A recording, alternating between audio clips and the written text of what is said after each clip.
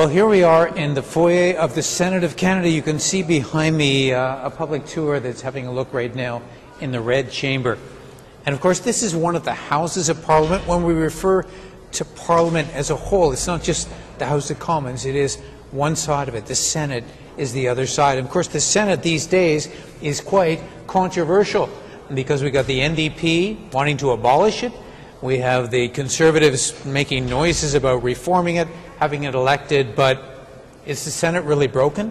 Does it need fixing? What does it do? Well, we're going to talk about Senate reform with somebody who knows a lot about that. Senator Céline Hervieux-Payette is a senator from Quebec. She's also the leader of the Liberal Party in the Senate. And tell us exactly, okay, what's wrong? Why is it broken? Why does it need reform? What's wrong with the Senate? Well, I guess the origin of the law in the House that was previously in the Senate is promised by Governor Harper, because it's a mantra, I would say, in Alberta to modify the Senate.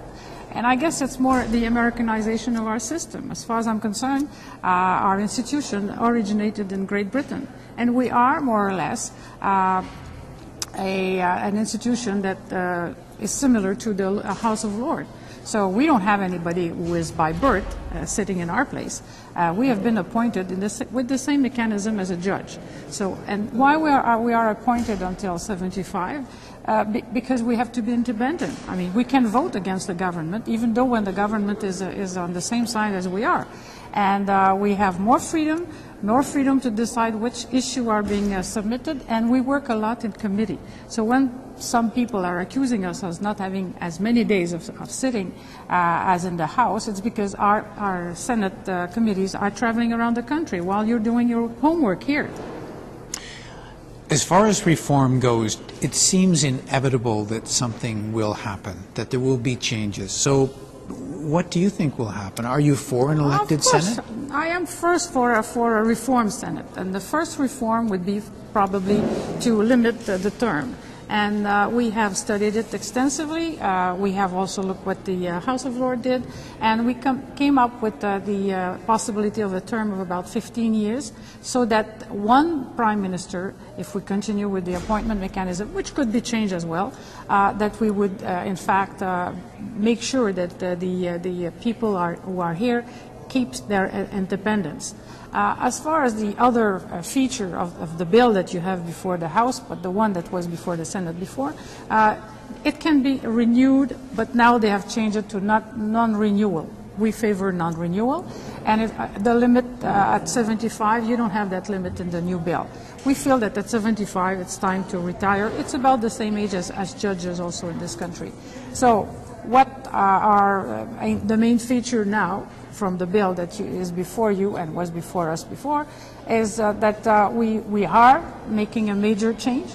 Actually, the average term of a senator since Confederation was about 14 years. So when people are saying, well, you were eligible for 45 years, well, there were nobody who really were ever appointed for that amount of time. It is just, in fact, reviewing in a context of the 21st century. Now, how about the issue of regional representation? Because the Senate is supposed to represent the regions in Canada. We have the elected House with the appointed Senate. And there seems to be concern now that some regions of Canada are not properly represented in the Senate. How do we fix that? Well, the question with the representation is this. When it was formed by the father of the Confederation, why there were some seats that were given equally to the Atlantic region compared to Quebec and Ontario was to balance the small population. They would have never allowed, and that's why also we are not elected, because the representation by a proportion of the population is in the House of Commons. Then you have the region.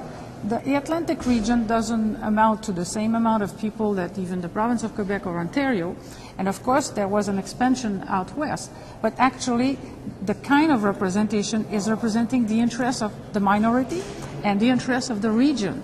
So we're not talking about an institution that represents by voters for the simple reason that Quebec and Ontario could run the country without the rest of the country. So we are there to make sure that the western part of the country and the Atlantic part have their fair share in our system. All right, Senator, I want to turn just for a moment to politics because you've recently taken on the job of being the Quebec lieutenant of Mr. Dion. And, of course, given all of the media attention in the wake of the defeat in the by-elections, especially in Outremont, many people say, poor Senator, this is a terrible job. How bad are things in Quebec, or is it an exaggeration that we're hearing? No, I think the situation is certainly serious. As far as we're concerned, people don't realize in the rest of the country that we are faced with the Conservative, but also with the party, the Bloc Québécois, is very strong in Quebec. And of course, they are the brother of the Parti Québécois, who are in fact the separatist party. So this is the only province where really we have two options that are you're not able to reconcile them.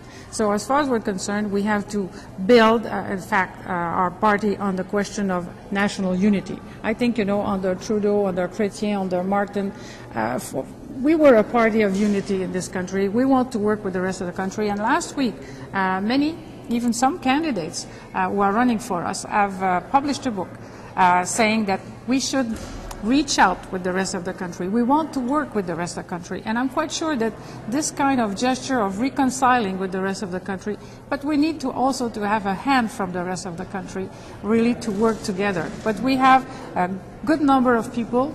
If I look at the figures, I don't like them because the PC has went up, but they are a federalist party.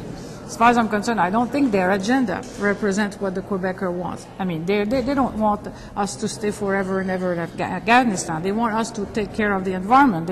So, in fact, we are a province with liberal-minded person in terms of or a social approach to politics. So I feel that we have an agenda that will attract the electorate in the next election. And finally, how about our leader, Mr. Dion?